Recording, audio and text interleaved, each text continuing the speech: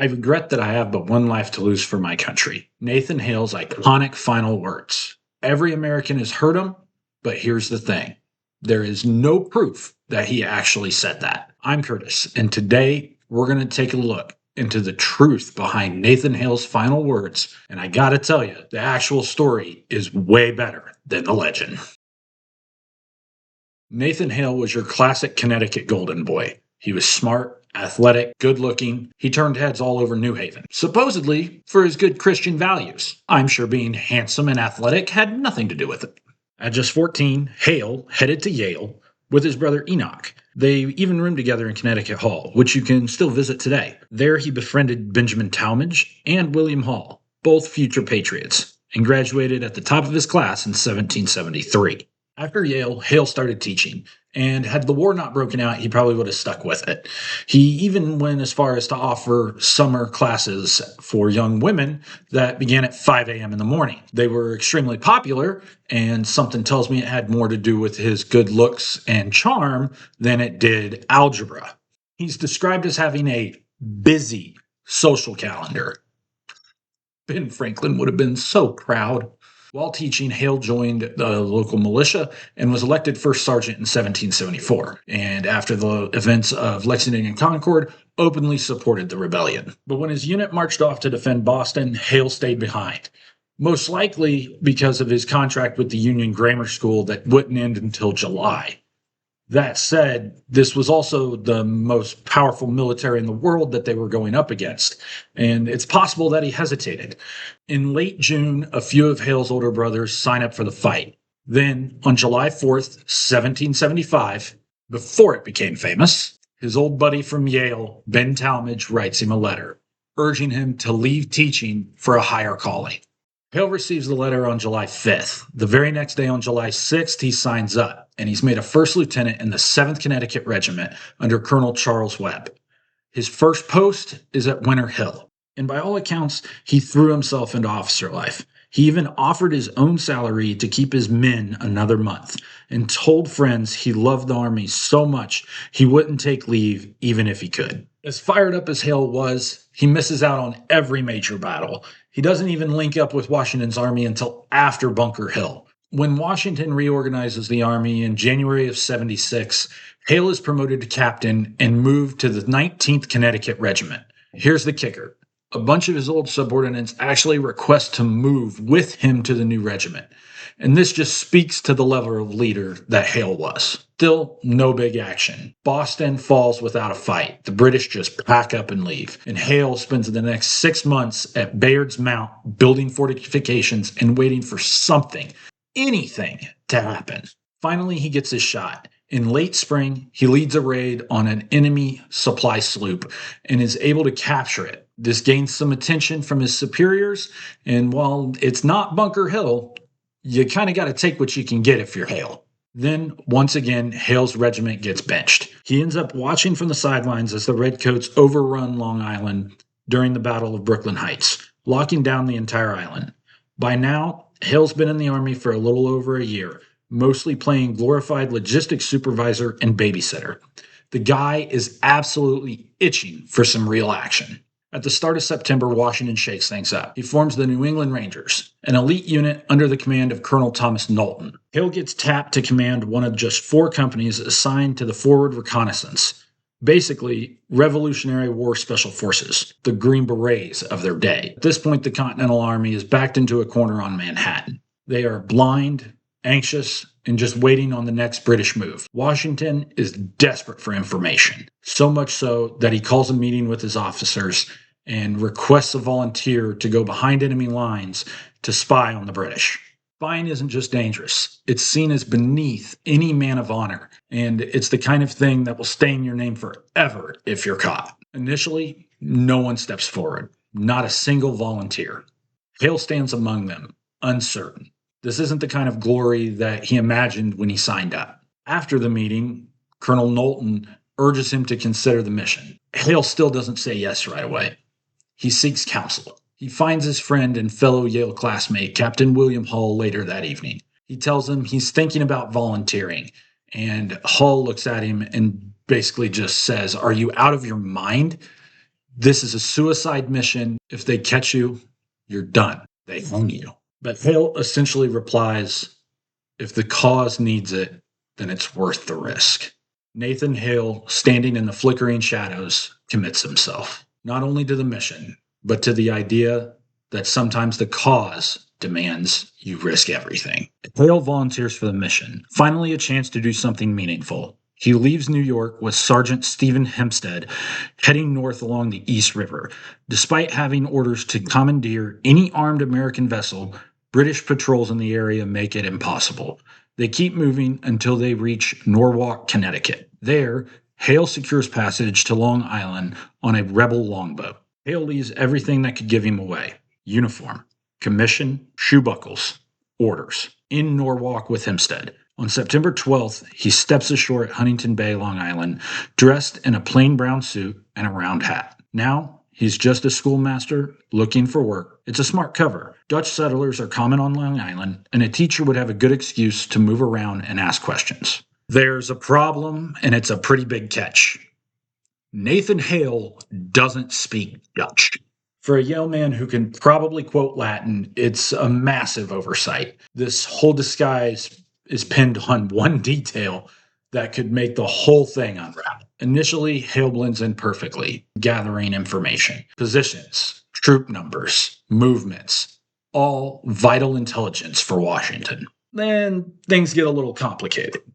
On September 15th, the British invade Manhattan at Kips Bay. By the 16th, they control nearly the whole island. Hale likely slips across to occupied New York City at this point, risking everything for more information. September 20th, New York erupts into flames. Panic, chaos, and suspicion sweep the city. Royal troops are on high alert, hunting for spies. Hale either returns to Long Island that same day or shortly before, ready to rendezvous with his extraction point. He's nearly home free. Then, disaster. Maybe he asks too many questions.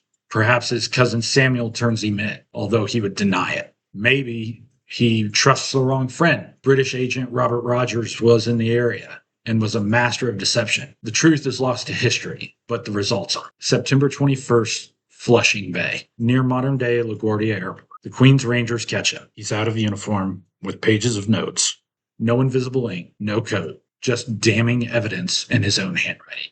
Amateur mistakes, fatal consequences. Judged as a spy and without ceremony, Hale is immediately taken to British headquarters, now the intersection of 1st Avenue and 51st Street. There he stands before Major General Sir William Howe. Dropping all pretenses, Hale identifies himself, his rank, and his mission. This isn't a plea for mercy. It's a final stand for honor, hoping to be judged as a soldier and not a spy. Howe, by several accounts, is struck by Hale's dignity and patriotism. Howe's hands are tied by the rules of war, and he orders Hale's execution for the following morning. Locked overnight in a greenhouse on the grounds of Howe's headquarters, Nathan Hale faces his fate utterly alone. Provost Marshal William Cunningham, notorious for his harsh treatment of American prisoners, refuses Hale even the basic dignities typically offered to the condemned. No Bible, no minister, not even a final conversation. The only company Hale has is his own thoughts. The greenhouse, usually a place of life and growth, becomes a cold makeshift cell. The isolation is total. No scripture to draw from, no spiritual counsel, no contact with friends or allies, just the knowledge that dawn will bring the gallows. Nathan Hale is marched from his greenhouse cell, flanked by British soldiers. The route is short, just a mile up the post road, but every step is heavy with finality. Their destination, the Park of Artillery beside the Dove Tavern, a spot now lost beneath the city's concrete at 3rd Avenue and 66th. There's barely a crowd. A handful of redcoats, maybe a loyalist or two.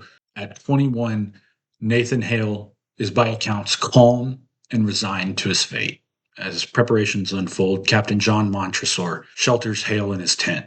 Hale requests writing materials, and Montresor obliges him. And for a few brief moments, Hale is allowed the dignity of solitude in Montresor's tent. There, with the sounds of soldiers readying the rope and ladder for his execution, Hale pens 2 final letters. One to his brother Enoch, and one to either his commanding officer or possibly his mother.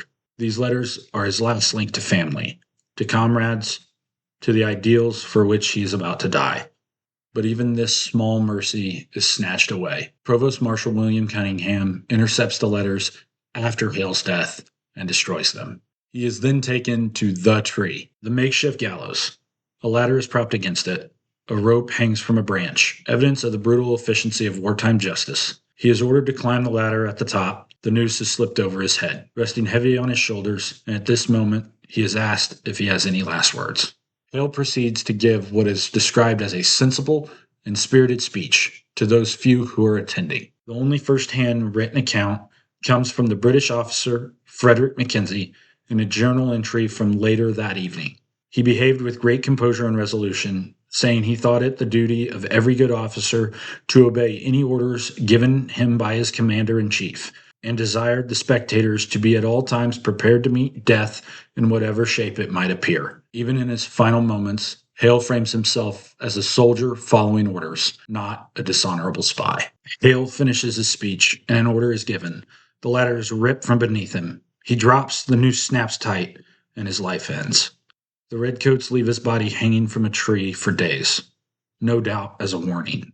Later, he is buried in an unmarked grave nearby, left by the British to rot into obscurity. This is where most historians close the book on Nathan Hale. But what if they missed something? What if there's more? What if Nathan Hale's final words were heard by another witness that reported them back to the Americans? That afternoon, Howe sends a letter to Washington under a flag of truce. Likely, the prisoner exchange correspondence dated the day before. Among the envoy delivering the letter is John Montresor. During the exchange, Montresor encounters Alexander Hamilton and quietly reveals the fate of the young Captain Hale. The British contingent departs, and Hamilton, carrying the weight of the news, informs others of Hale's death, presumably even Captain William Hull. The following day, Washington dispatches his response. It is unclear if Hull is chosen or volunteers, but he joins the delegation delivering Washington's reply on September 23rd.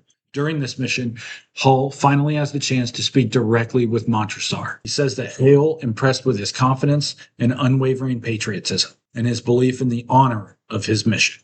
Montresor reveals Hale's final words to Hull. Hull would later report them as being the legendary line, "I only regret that I have but one life to lose for my country." But that's not the full story either. Now, we know that this line that Hull reports is likely paraphrased from Addison's play Cato, popular throughout the 18th century. Hale was smart and well-read and had hours to think about what might be his final words. British accounts don't tell us what they were, but they do tell us that he had amazing conviction and confidence in his final moments.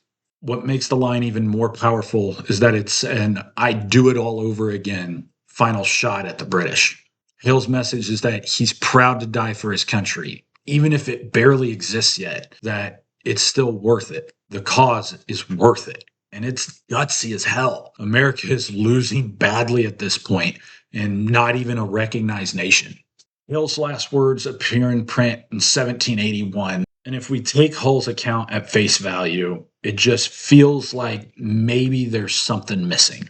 But this is where everything flips. Our best evidence isn't from Hull's memoirs, and it's not from the article in 1781. It's actually from an Essex Journal article in February 1777. However, at the gallows, he made a sensible and spirited speech. Among other things, he told them that they were shedding the blood of the innocent, and that if he had 10,000 lives, he would lay them all down, if called to it, in defense of his injured, bleeding country. Now, that is more than a catchy one-liner. We can definitively say Hull didn't just invent Hale's final words. He actually used them, along with some inspiration from Cato, to come up with something that was a little bit more memorable and, quite frankly, quotable. Hull made Hale's final words stick in our collective memory, but the actual quote is even more memorable, and it lines up with Mackenzie's report as well. Sadly, we have no portraits of Nathan Hale. The image you picture was imagined by 20th century artists, not his contemporaries. At his core, he isn't just a myth or some sanitized quote, but a passionate young American who is ready to defend his country, even in the face of certain death. And that legacy is why, over 2 centuries later, Connecticut named him their official state hero. He was barely old enough to be called a man. He was a schoolmaster and a failed spy. But in his final moment, with a little help from a friend, he gave one of America's greatest coded middle fingers to anyone in history. Could you imagine one of your high school teachers pulling that off? Subscribe for more stories about America's hidden heroes.